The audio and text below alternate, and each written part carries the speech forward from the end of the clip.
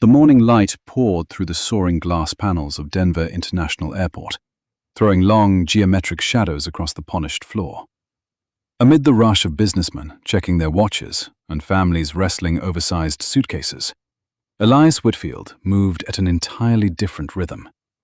He carried himself with a quiet, unhurried dignity, though his body told the truer story of a life spent in service.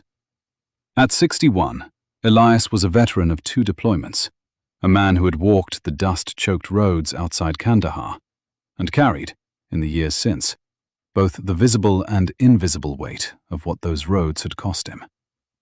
His shirt was pressed, if faded, his slacks sharp-creased, his shoes polished to a soft shine, habits carried forward from basic training decades earlier that had never quite left him. His eyes were the truest part of his story, a deep, weathered brown that held the particular, unspeakable sorrow of a man who had left pieces of himself and several of his closest friends on foreign ground.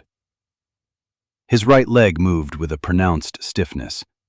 Beneath his trousers, a network of scars mapped the aftermath of an IED that had detonated beneath his transport vehicle on a scorching afternoon 11 years earlier, an explosion that had shattered his hip, ended his career in uniform, and earned him a Purple Heart. But it was the second medal in his possession, a Bronze Star with Valor device, that weighed heaviest on him.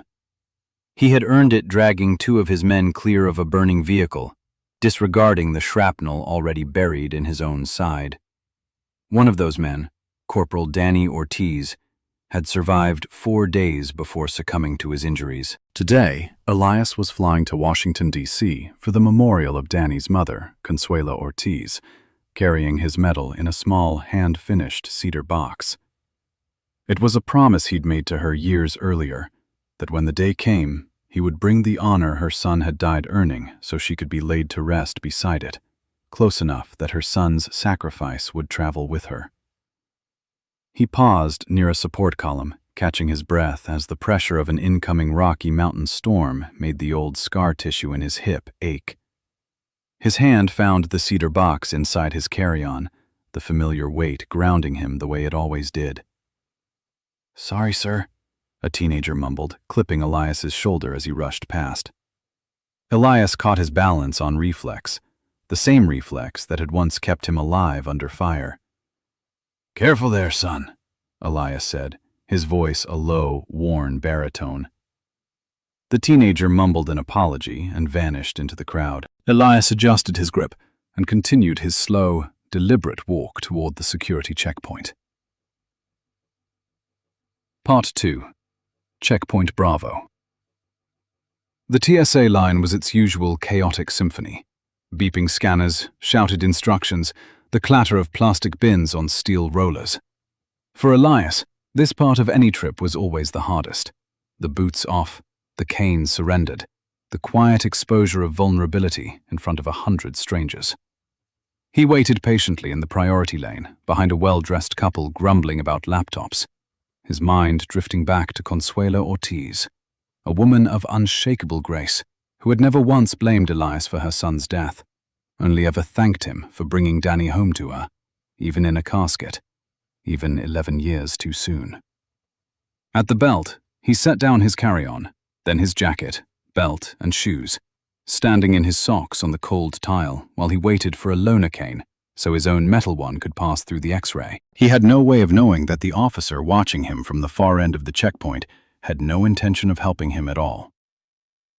Officer Cody Renfro leaned against the steel podium at the checkpoint's end, tapping a pen against his clipboard with restless, bored energy. In his late 20s, Renfro wore his uniform a size too tight, as though the fabric itself might lend him the presence he otherwise lacked. He'd failed the physical entrance exam for the local police academy twice before settling into TSA work, a fact he compensated for by treating his narrow airport authority like an absolute kingdom.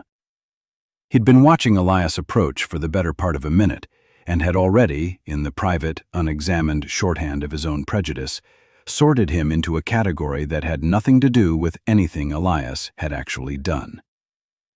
When Elias stepped into the imaging scanner, arms raised with visible effort, The machine flagged a bright yellow box over his right hip. "Step out!" Renfro barked. No instruction, only command, designed to startle. Elias stepped out, his balance wavering without the cane. "I've got surgical hardware in my hip," he explained calmly, "from my time in service." Renfro rolled his eyes, snapping on a pair of gloves with theatrical force. "Sure you do. Everybody's got a story. Feet on the mat, arms out." Elias complied, enduring a rough, unnecessarily forceful pat-down, Renfro's knuckles digging into old scar tissue hard enough to draw a sharp hiss of breath, though Elias said nothing. He'd survived worse at the hands of actual enemies. "Nothing," Renfro muttered, sounding disappointed, before turning his attention to Elias's carry-on, which had just been flagged for a dense, unidentified mass. "Bag check," Renfro announced loudly, dragging the bag to the inspection table. "That's my personal bag," Elias said, hobbling over on the loaner cane. "Please be careful with it." "Don't need instructions," Renfro snapped, unzipping the bag hard enough to tear the seam slightly. He rummaged through folded clothes, tossing shirts carelessly onto the table, before his gloved hand found the cedar box. He pulled it out, holding it up under the fluorescent lights. "What's in the box?" "Please don't shake it," Elias said, his voice dropping into a register that carried the unmistakable authority of a man who had once given orders that meant life or death. "That's a military decoration. It's personal." Renfro's smirk widened. He flipped the small brass clasp and opened the lid. Inside, nestled on dark velvet, sat the Purple Heart and the Bronze Star, ribbons pristine, medals gleaming. "Wow," Renfro said, dripping sarcasm. He pinched the Bronze Star by its ribbon and lifted it, letting it dangle in the air. "Heavy stuff, huh?" "Put it back," Elias said, quiet now in a way that cut through the checkpoint's ambient noise entirely. Renfro ignored him, turning the medal over between his fingers. "We get a lot of guys through here claiming to be heroes. Usually just old-timers hoping for a free bump to first class. I'm not looking for anything but my flight to DC. Put the medal back in the box." "I'm verifying," Renfro said, raising his voice deliberately so the surrounding line could hear. "Because frankly, you don't exactly look like a decorated combat veteran. Where'd you get these? Some pawn shop downtown?" A gasp rippled through the nearby passengers. A few people stopped gathering their belongings to stare. The air thickened. Renfro had just crossed a line few people in that checkpoint would soon forget, accusing a disabled, elderly veteran of stolen valor in the middle of one of the country's busiest airports. Part 3. The priority line. Elias felt heat rise in his chest, not just for himself, but for Danny Ortiz, for the men who'd never made it home, for every mile of dust and fire the medal represented. "My name is Elias Whitfield," he said, his voice carrying with absolute authority. "Retired Master Sergeant, United States Army. I earned this medal at a cost you couldn't understand in 10 lifetimes. Put it back in that box and hand me my bag." Renfro's face flushed. He wasn't used to being challenged by someone he'd already dismissed as powerless. "Listen, Sergeant," he mocked, stepping closer. "Right now, you're not in the Army. You're in my line, and this looks suspicious to me. Impersonating a decorated veteran is a federal offense. I think I need to hold on to these until someone can verify you didn't steal them." The word confiscate, though he hadn't said it yet, hung implicit in the air, and Elias felt his pulse spike, the old reflex from a firefight surfacing before he pushed it back down, the emotional discipline of years of therapy taking over. "Officer, you're making a serious mistake," Elias said, voice a controlled murmur that somehow carried further than a shout. "That box is government-issued to me. My military ID is right there in the bin. Check it. But do not threaten to take what belongs to men who didn't come home." Renfro glanced toward the bin, but made no move toward it. A crowd had begun to gather. A woman in a tailored blazer had already pulled out her phone, recording. A father, traveling with 2 kids, shook his head, muttering, "Just give the man his things." The attention only seemed to feed Renfro's confidence. "I don't check anything until I'm ready," he sneered, tossing the medal back into the box with a careless clatter that made Elias flinch. "Given your attitude, I'm taking you to secondary screening. And this," he tapped the box, "stays with me as potential evidence." "You have no right to do that," Elias said, planting his feet. "I have every right." Renfro reached for the radio on his belt. "Follow me, or I call airport police and you spend the weekend in a holding cell, old man." Murmurs rose from the crowd. "This is ridiculous." "He's a veteran. Show some respect."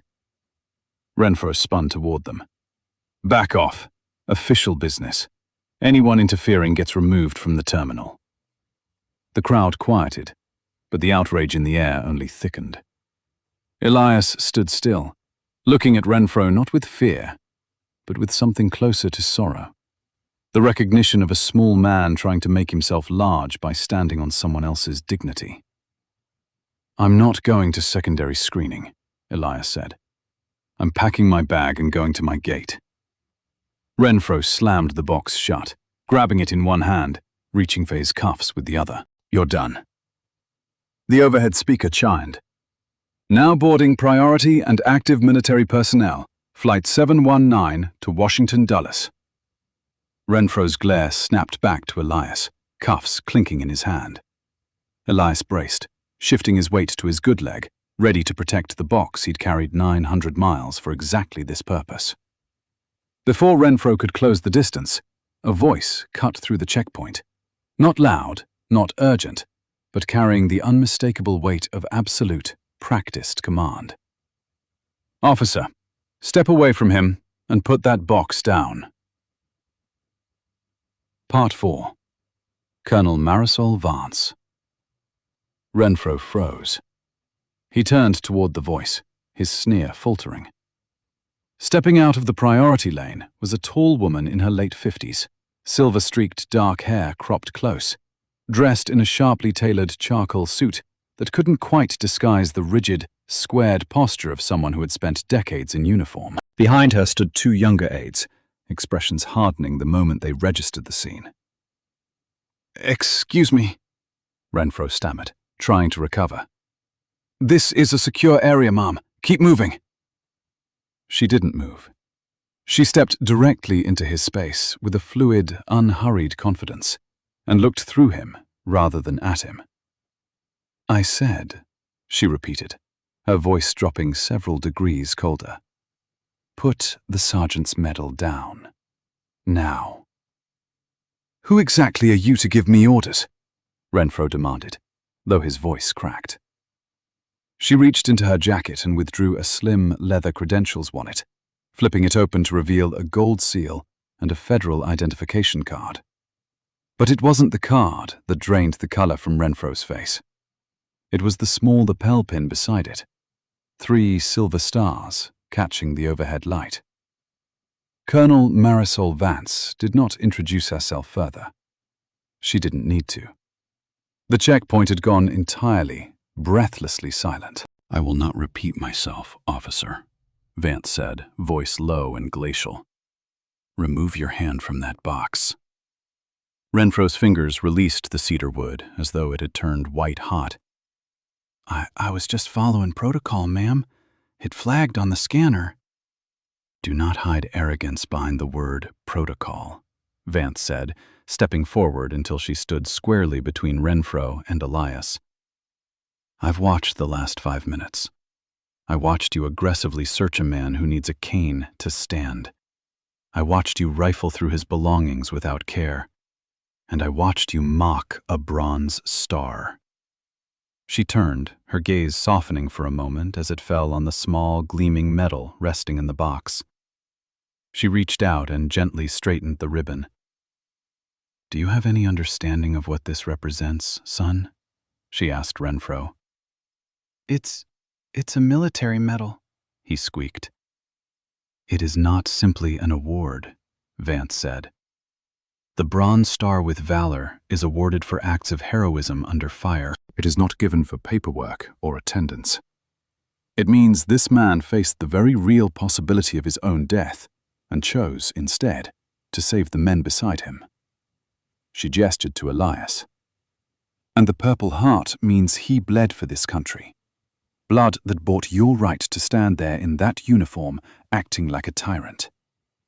You held the physical proof of American sacrifice in your bare hands and treated it like a toy. The gathered crowd had gone fully silent, phones raised. Vance turned toward Renfro's radio. "Get your supervisor, now!"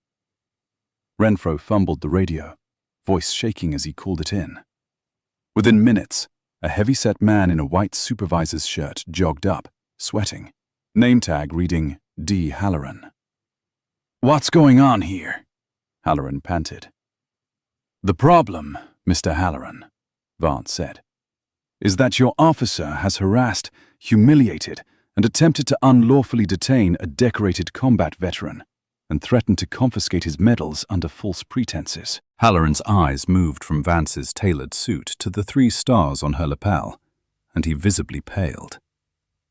"Colonel, I apologize for whatever's occurred."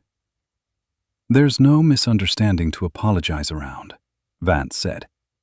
"Your officer profiled this man, escalated a routine screening, accused him of stolen valor in front of a crowd, and attempted to seize government-issued decorations. I witnessed the entire encounter. The sergeant was fully compliant. Your officer was malicious." Halloran turned on Renfro, face reddening. "Cody, what were you thinking?" "He was uncooperative," Renfro pleaded, grasping for anything. "The box looked suspicious." "He asked you not to handle his combat medals like garbage," Vance cut in. "That's the entirety of his uncooperativeness." Part 5. Route Michigan, Revisited. Vance turned to Elias, and her posture shifted, the wrathful commander softening into something closer to brotherly recognition. "Sergeant," she said, "my name is Marisol Vance. I'm deeply sorry for what you've just been subjected to. It's a disgrace." "Thank you, ma'am," Elias said, his voice steady. "I just need my medal secured, and I need to make my flight." Vance studied his face for a moment. "May I ask your unit, Sergeant?" 3rd Infantry Division, ma'am. 2nd Battalion, 4th Infantry Regiment." Something shifted behind Vance's eyes. Recognition, sudden and profound. "October 2013, she said quietly, almost to herself. Elias felt a chill move through him. "Yes, ma'am." "You were in the convoy en route Anaconda, the IED strike." "I was vehicle commander, ma'am. We took a direct hit." "You pulled 2 men from a burning vehicle under continued fire, took a shrapnel wound to the hip, but refused evacuation until both men were loaded onto the medevac bird."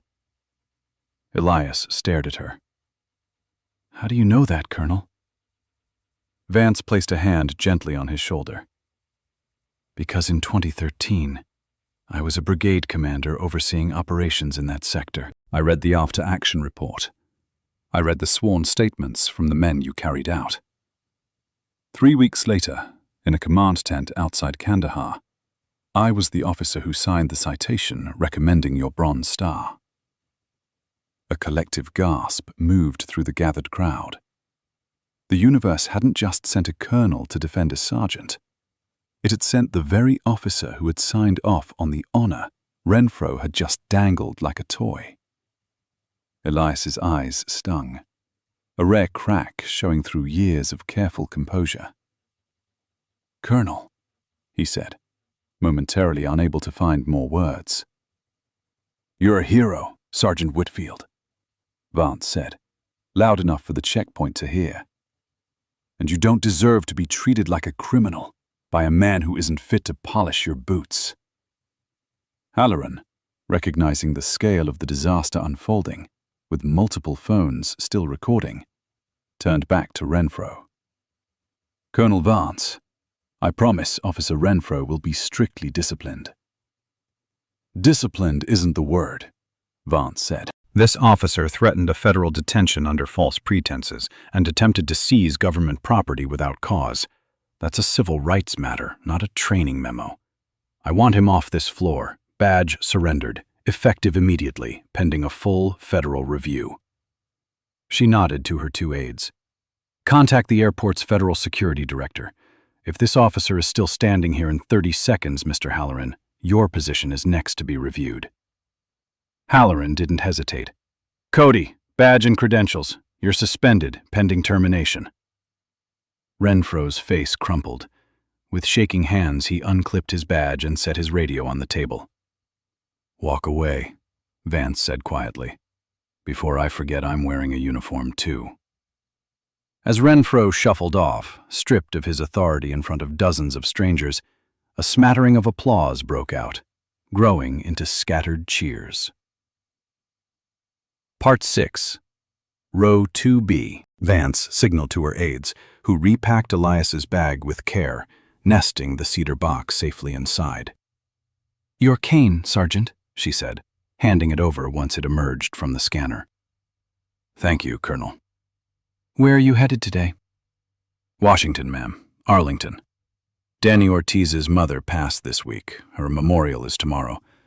I promised her I'd bring the medal." Vance's expression softened into quiet grief. "I remember Corporal Ortiz, a fine young man. You honor him by carrying that today, Sergeant. You honor all of us." The overhead speaker chimed. "Final boarding call, Flight 719 to Washington Dulles." "That's us," Vance said. "Let's get you to the gate." At the gate, Vance's aides flashed credentials to hold the closing door. The agent checked Elias's paper ticket, a middle seat in the back of economy, and Vance shook her head. "There's been a mistake," she said smoothly. "Sergeant Whitfield is traveling with my party. He needs a seat up front." "Colonel, first class is full." Without missing a beat, Vance turned to one of her aides. "Captain Reyes, you're in good shape, aren't you?" "Yes, ma'am." "You'll take the sergeant's middle seat in the back. He'll take yours." Reyes smiled. "Honored, man." Elias protested weakly. "You don't have to do this, Colonel." 11 years ago, Vance said, stopping at the jet bridge, looking him square in the eyes. "You gave up your body and your career, putting 2 of my soldiers out of a burning vehicle. The least I can do is give you some legroom on your way to honor a man who didn't make it home." Elias's throat tightened. He nodded, extending a hand. Vance pulled him instead into a brief, firm embrace, the silent shared language of people who'd carried the same weight. Part 7. Section 60. The descent into Washington offered a sweeping view of Arlington's endless rows of white headstones across the river, a sight that never failed to steal the breath from Elias's chest. The next morning, in a dark suit with a miniature bronze star and purple heart pinned to his lapel, Elias made his way through the cemetery's quiet paths, the tap of his cane the only sound against the still autumn air. He arrived at Section 60, where a small gathering stood around a flower-draped casket. Consuela Ortiz was being laid to rest beside her son. Danny's younger sister, Marisol Ortiz, a woman with her brother's same striking eyes, broke from the crowd and embraced Elias. "You made it. We were so worried about the storm delays." "I made a promise to your mother," Elias said. "I wouldn't have missed it." The service was quiet and devastating. As it neared its close, the chaplain looked toward the back of the gathering. "I believe there's a final presentation to make, per Mrs. Ortiz's wishes." Elias stepped forward, opened the cedar box, and addressed the small crowd without a microphone, his voice carrying on its own. "Consuela was a mother to all of us in 2nd Battalion," he said. "When Danny didn't come home, she didn't turn away from any of us. She wrote letters. She forgave us for surviving. He looked down at the medal. Danny fought so the rest of us could breathe. This belongs to him. His mother asked me to bring it here so she could carry it to him herself. He lowered himself, slowly, and placed the open box atop the casket among the flowers. "Mission accomplished, Consuela," he whispered. "Give him our love." He stepped back and rendered a slow, precise salute, holding it a long 10 seconds. As he lowered his hand, footsteps approached from the path. Colonel Vance, in full dress uniform, had rearranged her schedule to be there. She walked to the casket and stood beside Elias, rendering her own crisp salute.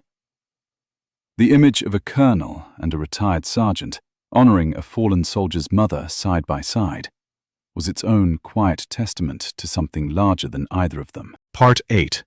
What the video cost him. While Elias found peace among Arlington's white stones, a different kind of storm was building online. The woman who had recorded the checkpoint confrontation, a marketing executive named Priya Advani, uploaded the unedited footage that evening, titling it, "TSA Officer Mocks Disabled Veterans Bronze Star. Then a Colonel Steps In." Within 24 hours, it had 11 million views. Veterans advocacy groups, commentators, and news outlets picked it up, the clip of Renfro dangling the medal looping endlessly across cable news. Online investigators identified Cody Renfro within hours, surfacing a trail of old posts filled with the same casual arrogance he'd shown at the checkpoint. Reporters camped outside his apartment. A hastily posted apology, blaming workplace stress, only deepened the backlash.